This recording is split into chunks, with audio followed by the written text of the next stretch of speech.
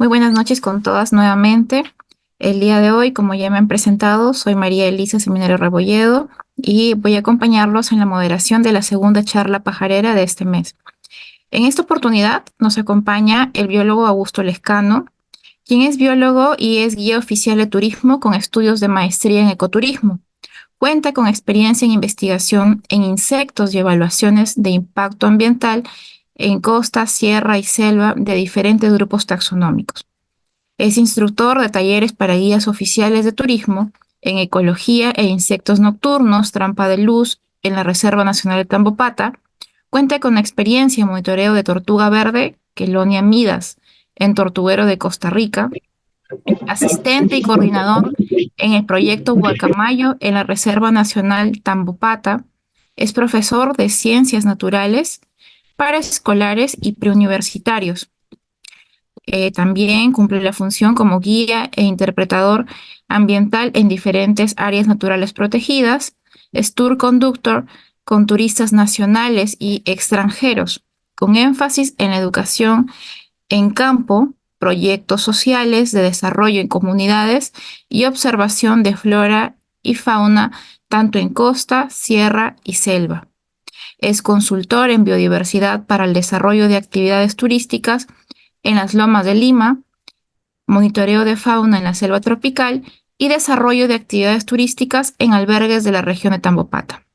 El día de hoy, el biólogo Augusto Lescano nos ilustrará con una presentación sobre las relaciones entre insectos y aves, aspectos de ecología y observaciones de campo. Le vamos a dar la bienvenida a biólogo Augusto para que pueda realizar su presentación. Gracias, María Elisa, y gracias a todos los asistentes y muchas gracias por esta oportunidad para poder acá conversar acerca de los insectos, ¿no? Cuando Ana me invitó para hacer acá una charla de aves, dije en el grupo de Woman Birds, ¿yo qué voy a hablar? Pues si es de aves la cuestión, ¿no? Todo esto es de aves. Entonces, pues me dijo de insectos relaciones con aves. Uy, hay mucho acá que conversar, ¿no? Entonces, vamos a conversar acerca de las principales relaciones que podemos encontrar entre insectos y aves. Eh, la más clásica, pues, es que las aves se comen a los insectos. Entonces, vamos a empezar por ahí. Vamos a conversar también acerca de algunos aspectos de ecología, ¿no? Que también algunas especies, cómo interactúan entre ellas y conversar acerca de algunas observaciones que se han hecho directamente en campo. Entonces, nada, empezamos, por favor, cualquier pregunta ahí por el chat. Entonces, vamos para adelante. Muy bien, acá en la primera parte, pues, la primera interacción que podemos tener, relación entre las aves y los insectos, es que los insectos son alimento de las aves, ¿no? Acá coloqué una foto de una oropéndola de Australasia, pero nosotros conocemos acá en el Perú, pues, cuántas aves insectívoras, ¿no? Todos estos flycatchers, estos mosqueritos, algunos ruiseñores, el turtupilín. Entonces, la primera relación que tenemos es acerca de la alimentación, ¿no?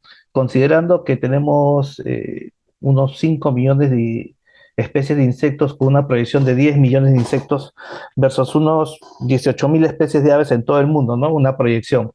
Entonces, pues, alimento de sobra para las aves, ¿no? Eso es lo primero.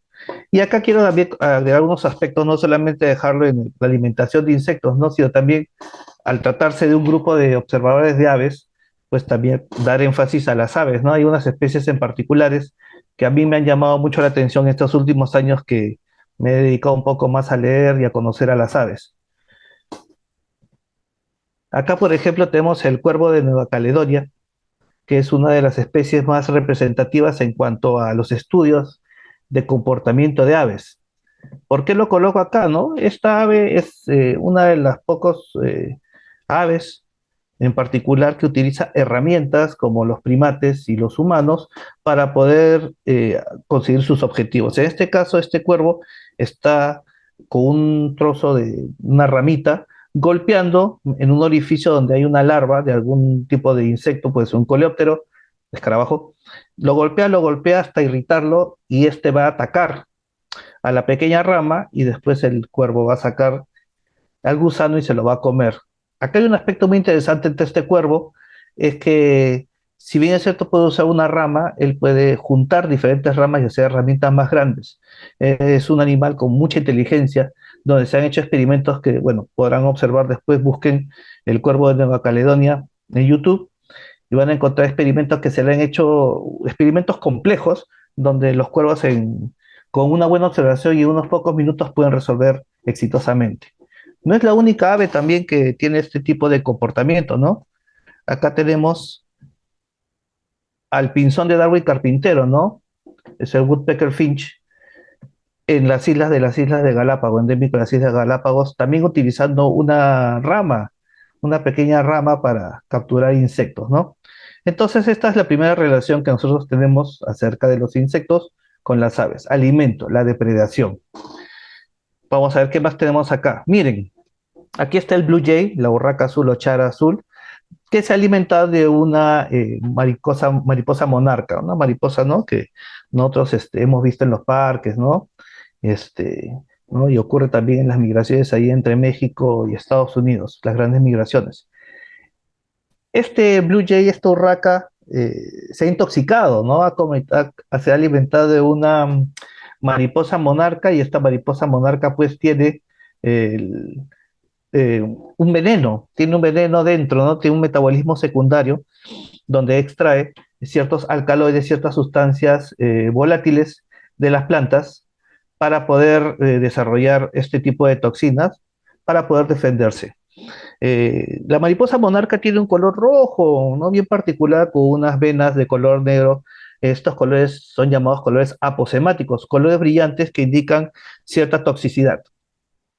Entonces acá pues seguramente esta chara azul no volverá a comer una mariposa monarca en su vida después de haber sufrido este episodio de intoxicación. Entonces acá quiero recalcar esta parte. Acá hay dos señores, unas fotos un poco antiguas, pero siempre es bueno recordar a estos señores cuando hablamos de insectos y mariposas monarcas, ¿no? El señor Johann Friedrich Theodor Müller y el señor Henry Walter Bates.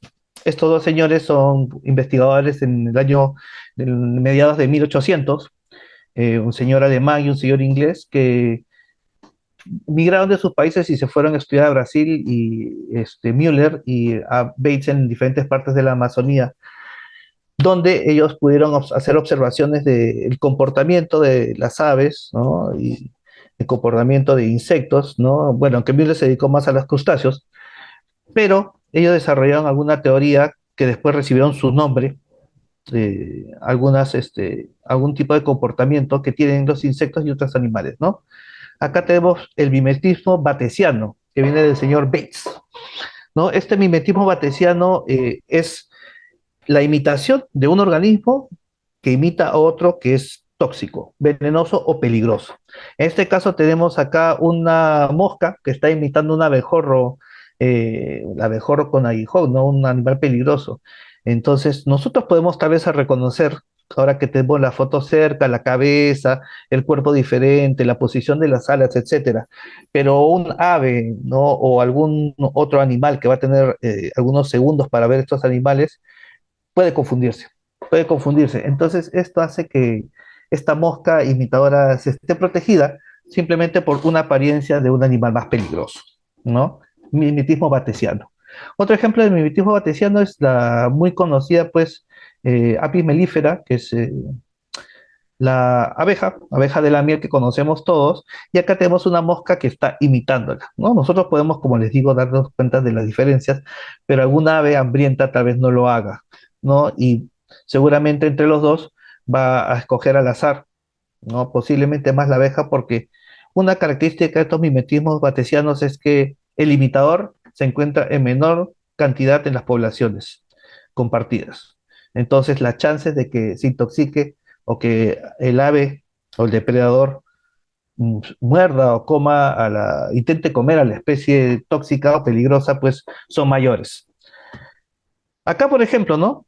Esta larva de este papiliónino, de esta mariposa, pues tiene la apariencia, pues, como si fuera una cabeza de una serpiente, donde hay unos ojos negros, parecen unos ocelos, ojos negros, y donde saca esta estructura que parece la lengua bífida de una serpiente. Esta, pues, es una buena foto de una larva de un esfíngido, una polilla halcón o la polilla esfinge, ¿no? Que aparentemente es la cara de una serpiente, ¿no? Entonces es un mimetismo batesiano muy marcado. Miren, aquí está cómo es esta larva. Obviamente no tiene el tamaño de una serpiente, es una larva pequeña, de tamaño regular, pero que tiene esta característica de imitar a la cabeza de una serpiente, ¿no? A simple vista, uno, si no sabe, pues de todas maneras uno tiene una reacción a huir, ¿no? O a dejar de atacar este animal. Muy bien.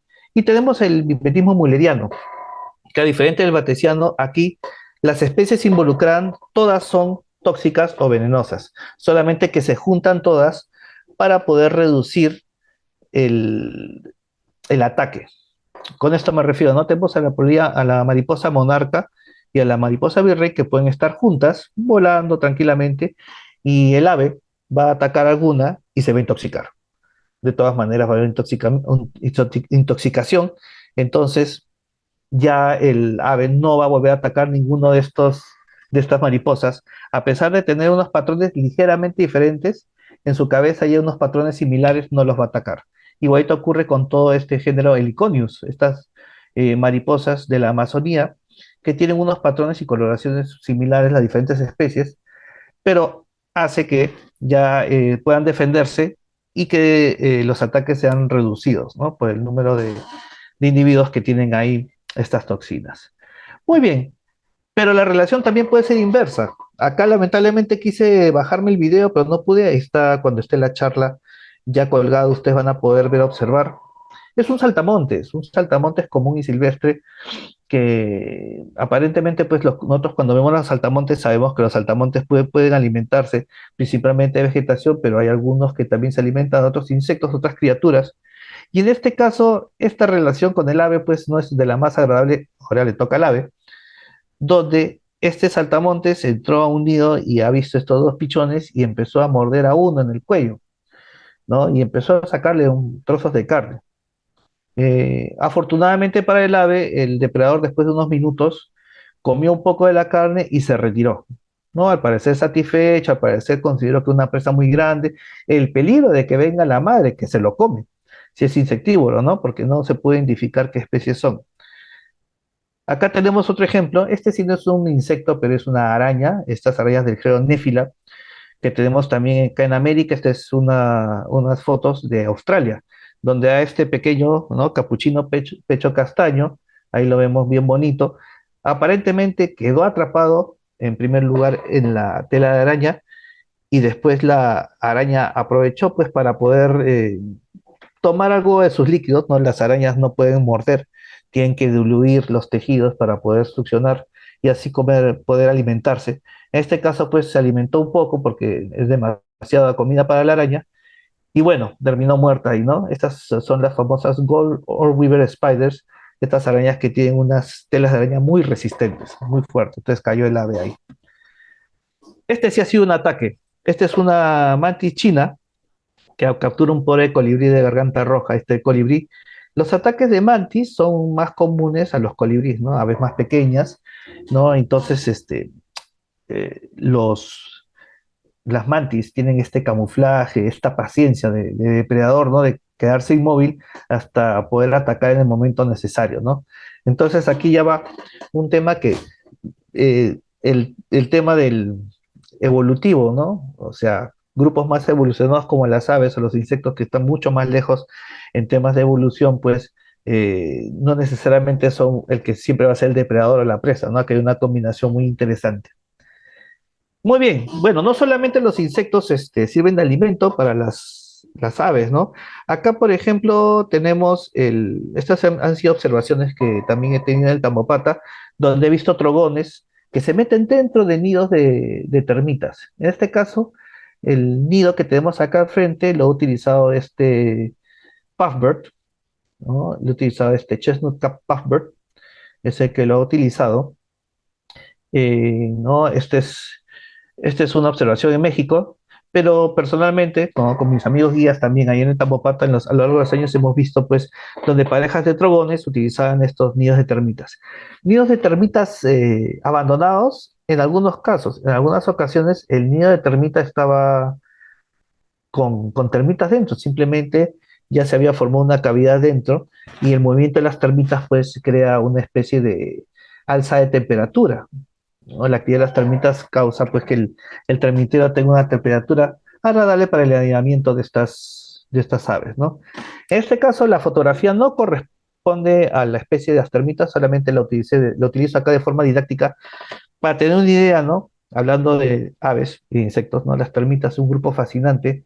Esta es la fotografía del insecto más grande, es una reina termita que en el segundo año, ya en su segundo año de desarrollo, ya cuando está con el rey reproduciéndose, puede producir en su máxima potencia hasta 30.000 huevos diarios, ¿no? En un periodo de 10 a 20 años. Entonces, pues sacando calculadas son millones y millones de nuevas termitas que solamente provienen de una madre, ¿no? Las termitas.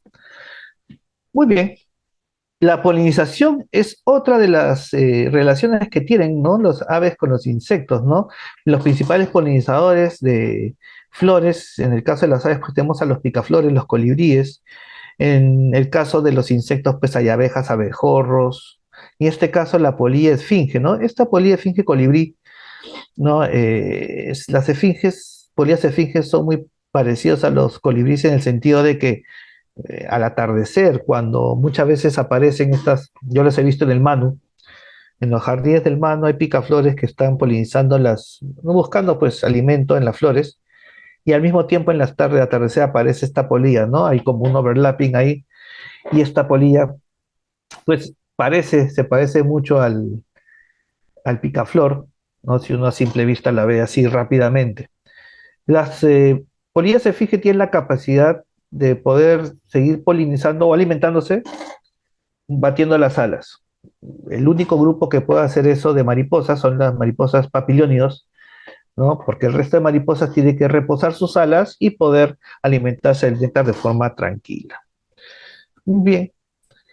Otro aspecto acá ecológico importante de los insectos, quería aprovechar también para poder hablar de esta polinización, ¿no? Acá tenemos, una gráfica de la orquídea de Navidad, es una orquídea de Madagascar, que fue vista por Charles Darwin, investigador inglés, ¿no? Del autor del origen de las especies, donde al ver esta orquídea él pensó, ¿no? Que por el espolón que está acá atrás, esta estructura larga, verde, que almacena el néctar, debería haber algún animal que pueda polinizarla, ¿no? Y él pensó justamente en algún insecto. Aquí tenemos, ya después de 40 años de la muerte de Darwin, se descubrió esta polilla, ¿no? Esta polilla esfinge que su lengua o espiritrompa, la estructura de la polilla es lo suficientemente larga para poder llegar al fondo de esta espolón y poder tomar el néctar y polinizar a la orquídea. Aquí está, ¿no? La famosa polilla de Darwin, y acá es una comparativa, ¿no? Del tamaño de su lengua, ¿no? Darwin nunca la vio, ahora sí es mucho más común pues tomar fotos y grabaciones y registros de esta polilla, ¿no? Muy bien. Acá tenemos pues, este es un pájaro carpintero lineal, entonces acá yo coloqué esta foto porque habla acerca de el exceso tal vez de insectos que pueden dañar árboles, ¿no? Los aves también hacen un control de la población de plagas de insectos. En este caso, la ausencia de este tipo de aves podría hacer que estos insectos empiecen a destruir como plagas ciertos árboles. Entonces ahí hay un control de las poblaciones de acuerdo a la alimentación de las aves. Ahora, hay también insectos que se alimentan dentro de la corteza de los árboles y forman galerías que otros insectos que no son barrenadores o que hacen orificios puedan vivir, que también son alimento para los carpinteros. Ahí también había como una ayuda que hacen entre los dos indirectamente. Seguimos. Ajá. Este es un caso muy particular donde involucra a dos especies de aves y algunas especies de insectos. ¿Qué ocurre, no? En este caso, este es el cacique de Casín. También se aplica para otras oropéndolas, ¿no? Estos ictéridos. Estas aves, los caciques hacen estos nidos colgantes, ¿no? Unos nidos, que hanging nest, estos nidos donde, bueno, hacen varios y en algunos colocan sus huevos, ¿no? Para que así también cansar a los depredadores. El tordo gigante es un ave parasítica. Esta ave coloca sus huevos, en los nidos de las oropéndolas y desplaza a sus huevos. Entonces acá hay una relación parasítica. Pero ¿qué ocurre? Los caciques, las hembras de los caciques, muchas veces no son agresivas con estos tordos gigantes e inclusive permiten que este tordo coloque sus huevos dentro del nido. ¿Y por qué? Ocurre que estos tordos gigantes se alimentan de tábanos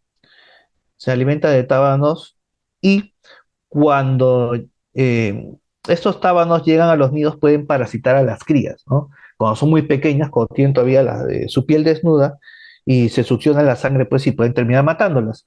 Entonces el tordo ayuda a que estas crías se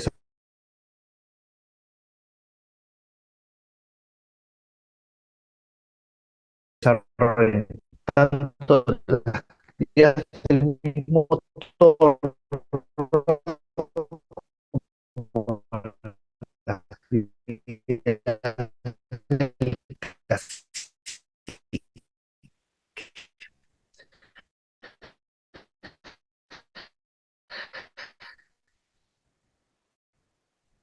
pero ¿qué ocurre?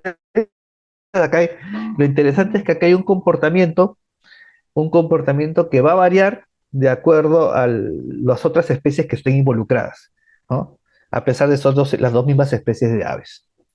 Seguimos. Uy, este sí es algo que ustedes, las chicas observadoras de aves, las woman birders, deben ya seguramente conocer, las que han estado en la selva y las que no, lo verán seguramente pronto.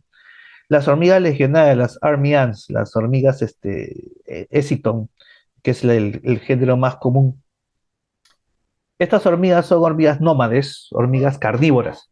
Estas hormigas van en la selva, tienen una fase nómade donde están cazando, que más o menos son 15 días, y una fase estacionaria, donde todas se juntan haciendo una bola gigante llamado biowaque, ¿no? Como este que está acá. Todas las hormigas se juntan y hacen un nido con sus propios cuerpos.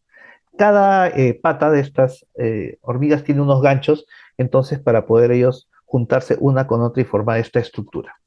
Acá hay un detalle de la cabeza del soldado, donde tiene unas mandíbulas hiperdesarrolladas, ¿no? Hipertrofias también, porque solamente le sirve para atacar o defender a sus compañeros, pero no para comer. Entonces, así como las aves, no los pelícanos, las gaviotas y la mayoría de aves no regurgitan por trofolaxia y dan de alimentar a sus crías igualito, las hormigas soldados reciben el alimento de las hormigas obreras, ¿no? Porque estas no pueden comer. Entonces, ¿qué ocurre acá con estas hormigas? Las hormigas legionarias, al caminar por todo el bosque tropical, por toda la selva, la ambulancia, toda la selva, van buscando comida. Los animales que ven a estas hormigas o las sienten antes escapan. Muchos de ellos insectos, ¿no? Saltan ranas, insectos, las mismas otras aves, ¿no? Arácnidos, escorpiones, uf, todo lo que encuentren. Entonces, hay diferentes tipos de aves. Acá yo coloqué una serie de aves, cuatro series de aves al azar, ¿no? Una del norte, ¿no? El hormiguero bicolor, también el Great Giant Anstrike, que no son de Perú, pero tenemos pues el Barred Anstrike y Pygmy Unred. ¿No? Los nombres en inglés los utilizo más por un tema pues comercial, cuando uno hace grupos de observadores de aves en naturaleza en habla inglesa. En fin, entonces hay aves que están especializadas en seguir a estas tropas, a este grupo de hormigas. Otras aves van atrás, otras aves regresan después de un tiempo al mismo camino de las hormigas, ¿no? Hay una serie de memoria donde las aves empiezan a seguir a estas hormigas. Y muchos se colocan en diferentes niveles porque tienen diferentes tamaños de presas. Cuando pasan esto, también hay mamíferos, monos, que empiezan a seguir a las aves también. Las guanganas o estos chanchos salvajes van por atrás también. Atrás hay una especie de cuco que parece un correcaminos. Entonces es una serie de... Se activa toda la selva. Entonces hay ciertas aves, estos hormigueros pueden ser exclusivos de que siguen a las tropas de hormigas. Hay otros que son, no ocasionalmente, no hay otros que trabajan en dos diferentes especies juntas. Entonces es ya una serie de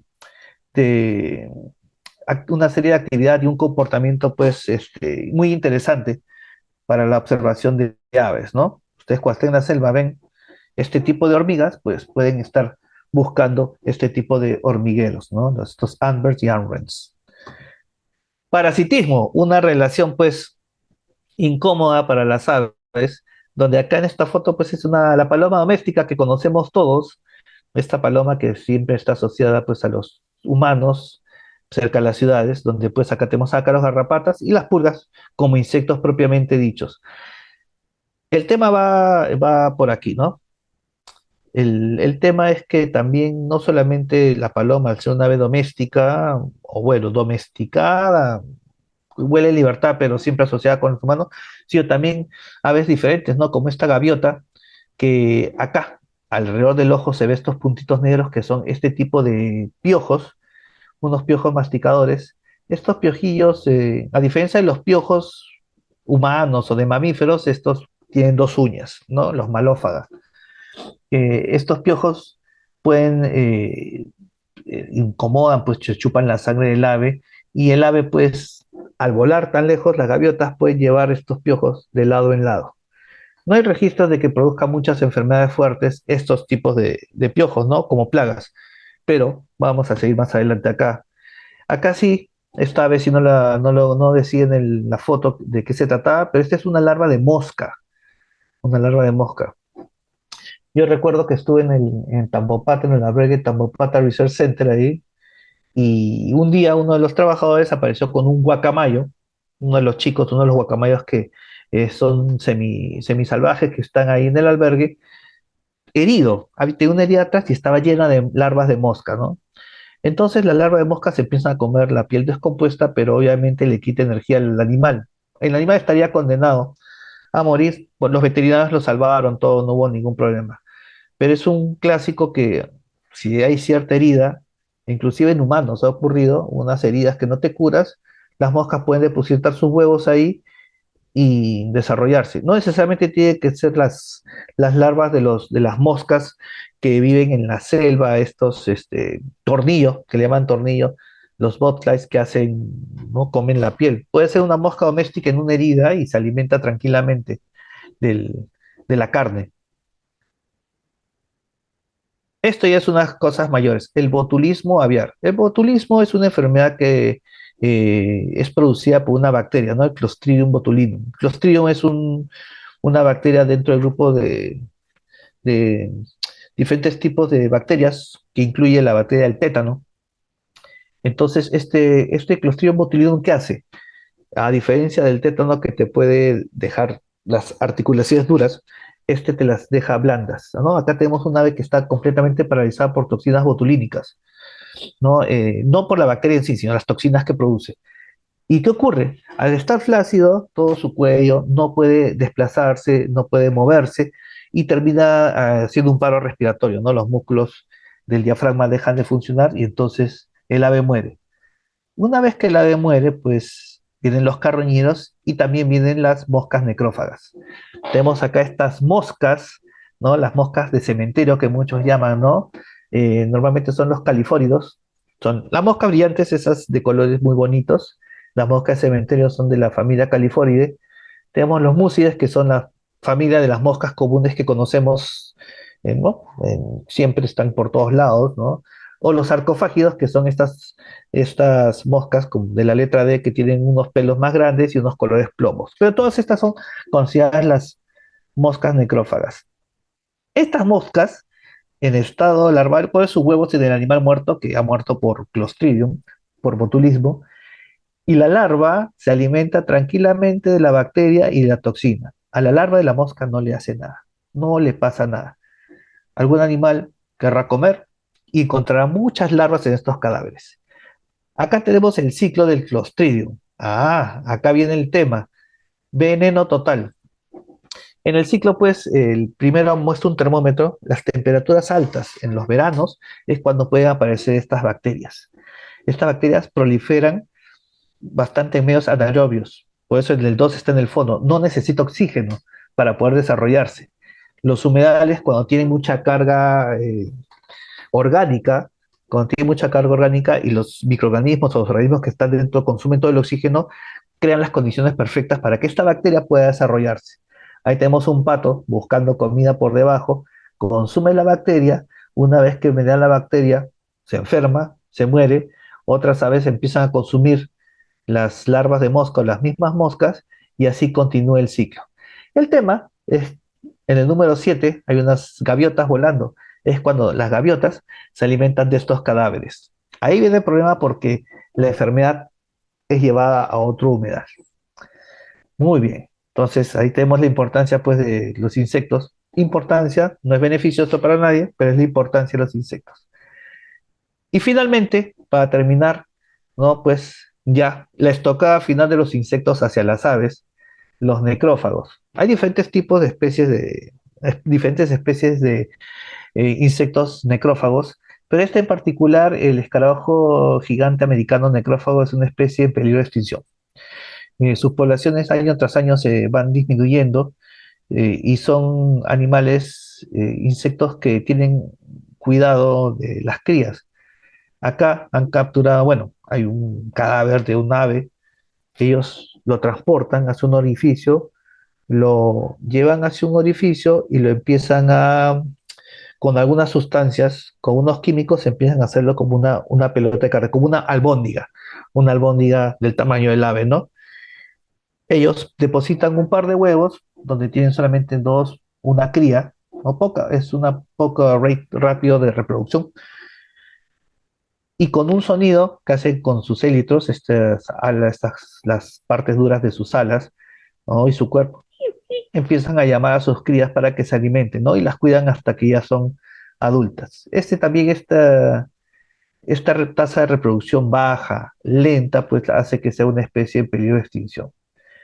Entonces, ¿no? Acá ha hablado de las principales relaciones que podemos ver entre, entre insectos y aves, ¿no? Pues cabe la reflexión de que es hay un tema de la necesidad de uno y otro, ¿no? La desaparición de insectos, pues, es alimento para varias especies, ¿no? Así también como la disminución de las aves podría ocasionar un alza de plagas o de enfermedades, ¿no? Entonces, así como este grupo, pues, que tienen de Perú Woman Birders, yo sé que, ¿no? El fin es poder observar aves y aprender, ¿no? También yo sé que somos amantes todos nosotros de la naturaleza, queremos preservarla. Entonces, nada, pues, cuando vean una abejita ahí cansada, denle agüita con un poco de azúcar, un poco de miel para que se recupere, cuiden sus plantas, los jardines, ¿no? A sus vecinos también decirles, ¿no? Pues que hay que preservar los jardines, ¿no? Y todo eso. Que los perros, pues, no espanten a las aves y ciertas cosas más, ¿no? Muy bien, entonces eso es todo. No sé si tienen alguna pregunta. Muchas gracias por todo. Espero que les haya gustado la charla. Muchísimas gracias, biólogo Augusto Lescano. Definitivamente esta charla nos ha permitido mostrar, ¿no? Esas relaciones que existen entre insectos y aves. Quería comentar que nos has mostrado algo muy importante sobre el concepto de esas relaciones entre insectos y aves, ¿no? Sobre todo de la depredación ave-insecto, y algo que de repente algunas no conocían era sobre la depredación insecto-ave, ¿no? Nos mostraste un poco algunas imágenes de insectos devorando aves, tal vez un poco doloroso para todos los observadores de aves, y también sobre las funciones que comparten, ¿no? Y bueno, yo tenía una pregunta, de repente, no sé si podrías ayudarnos un poco. ¿Hay algún registro sobre algún impacto que exista entre los insectos que no son propios de, por ejemplo, del ecosistema, ¿no? Y que comienzan a ser especies invasoras sobre el tema en el caso de las aves? si hay un tema de competición o que las aves no prefieran ese tipo de insectos. Ah, mira, interesante. No, no conozco exactamente los registros, tendría que estar buscando acá en mi memoria, pero por ejemplo, hay un escarabajo pelotero japonés que llegó a Norteamérica, ¿no? Plaga. Es una plaga porque es un escarabajo gigante y ha hecho una plaga eh, compitiendo con espacios de territorio con otras especies, ¿no? Con lombrices, otros escarabajos, ¿no? También acá llegó por el Atlántico, llegaron estas abejas africanizadas, ¿no? Que empezaron a desplazar a poblaciones de abejas nativas. Ujú. Entonces, y, a veces estas abejas ya pueden llegar a ser muy agresivas e inclusive para que las aves decidan comérselas, ¿no? Como la avispa japonesa, que es una avispa muy grande con unas mandíbulas muy fuertes y veneno. Entonces, eso es lo que te podría decir, ¿no? Que involucre a las aves. Debe haber seguramente el desplazamiento del alimento. Eso podría ser. Pero exactamente no te tengo ahorita no tengo la información. A ver qué más hay acá. Muchas gracias, Augusto. Acá hay dos preguntas. Una es de Margie. Te dice buenas noches, muchas gracias por la ponencia. Una consulta, dice, ¿las aves que comían las hormigas solo comen ese tipo de hormigas o también las cortadoras de hojas? Ah, ya, ok. Margie, acá el tema es este, ¿no? Estas hormigas legionarias, si bien es cierto, pueden ser alimento de ciertas aves, la mayoría de aves que estaba presentando acá, ellas esperan que estas hormigas espanten a otros insectos. Entonces estos insectos suben y esos son los alimentos. Las hormigas son el punto de referencia. Entonces el ave está esperando ahí a ver cómo la hormiga actúa y la hormiga espanta al saltamonte. El saltamonte salta, ¡guau! Y ahí se lo come el ave. Y en caso de las cortadoras de hojas, hay ranas. Hay ranas que se alimentan de las cortadoras de hojas y asimilan sus venenos, su veneno para poder preparar sus toxinas. No he visto. Ah, sí. Ah, no. Las aves que se alimentan las cortadoras de hojas normalmente son estos caracaras. Hay caracaras, hay kites, estos milanos, ¿no? Oropéndolas. Yo he visto también oropéndolas, que en el momento que hay la explosión de las reinas, ¿no? Que empieza la reproducción, todas las reinas salen volando y con los binoculares ahí hemos visto en Tamaulipas donde estas aves muerden el abdomen de estas futuras reinas, bueno, no llegan a ser futuras reinas porque las muerden y caen, empiezan a caer con sus alitas dando vueltas así, ¿no? Cuando uno se da cuenta, va a caminar en la trocha, en el camino, y escucha un sonido como un generador de motor. Son toda la vibración de las alas de las futuras reinas que están saliendo y uno ve arriba y todas estas aves están comiéndose a las cortahojas. Entonces, sí, bueno, esas aves. Qué interesante, miro Augusto. Tenemos otra pregunta de Mei Lan. Dice, muy interesante esta charla. Mi pregunta es, debido al aumento de temperatura y por ende el acortamiento del tiempo de ciclo de vida en los insectos, ¿qué tipo de relación insecto-ave ha podido observar más? Bueno, con respecto al cambio de temperatura, bueno, no sé si exactamente será eso, pero a lo largo de los años, ¿no? Que sí había el cambio de temperatura, eh, ya no solamente aves e insectos, no, la fauna en general se ha vuelto más, digamos, osada o más atrevida, y en el caso de otros animales han desarrollado nuevos comportamientos, ¿no? Por ejemplo, yo una vez tuve la oportunidad de ver con Paula Quiroz y un amigo César Lazo en el Tambopata, en la noche, cómo las hormigas cortadoras de hojas están comiendo unos polluelos de un antbird, de justo un hormiguero, ¿no? Eso ocurrió hace muchos años.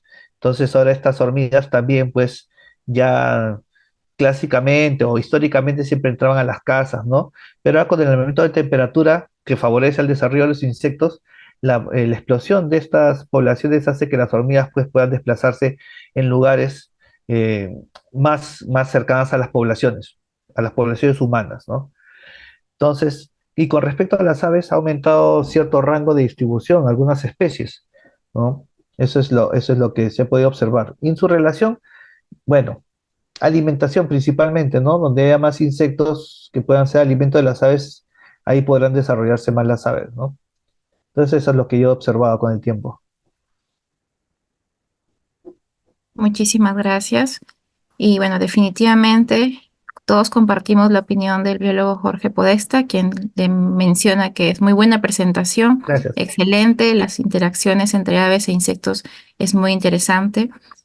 Pam dice muy interesante su ponencia, la interacción entre aves y en este caso los insectos es maravillosa. Yo creo que ha generado mucha expectativa respecto a este tipo de relaciones y le agradecemos profundamente su exposición. Muchísimas gracias. Oh, muchas gracias a ustedes por esta oportunidad. Espero que eh, hayamos aprendido algo, ¿no? Y que quede igual, relaciones hay muchísimas más. Ya será para el segundo capítulo. Sí, definitivamente. Agradecemos también a todas las chicas que nos han acompañado el día de hoy en esta charla y bueno, también hacemos presente que todos están muy contentos con su presentación. Shirley Freire le menciona que también le agradece, José Velázquez, Andrea Medalic también, todos estamos muy contentos y bueno, pues definitivamente en otra oportunidad nos estaremos viendo. Muchas gracias a todos, muchas gracias.